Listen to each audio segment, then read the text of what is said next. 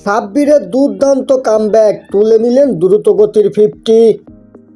চলমান বিপিএলে ঢাকা ক্যাপিটালসের হয়ে খেলছেন বাংলাদেশের টি-20 স্পেশালিস্ট খ্যাত সাব্বির রহমান।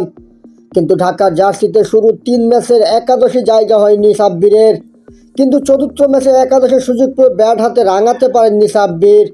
তবে পরের ম্যাচে এসে দুর্দান্ত কামব্যাক করলেন এই হার্ড হিটার। চিটাগাং কিংসের বিপক্ষে 4 ছক্কার বৃষ্টিতে মাত্র 22 বলে 50 তুলে নিয়েছেন সাব্বির।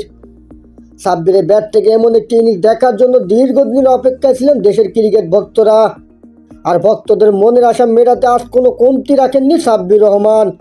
একের পর এক ছক্কা মেরে সিলেটের গ্যালারি কাঁপিয়ে তুলেছেন সাব্বির। অবশ্য এদিন ক্রিজে সেট হতে কিছু সময় নেন সাব্বির। শুরুতে দেখে শুনে 9 বলে 4 রান করেন তিনি। এরপর 10ম বলে ছক্কা কি আত্মবিশ্বাস ফিরে পান। এরপরে শুরু হয় তার তাণ্ডব লীলা। পরবর্তী 12 বলে 40 রান নিয়ে 50-র মাইলফলক স্পর্শ করেন।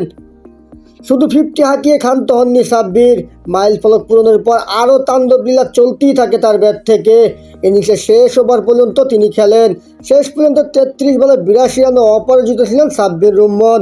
248 স্ট্রাইক রেটে টর্নেডো ইনিংসে 3টি 4-এর মারও 9টি ছক্কার মার ছিল।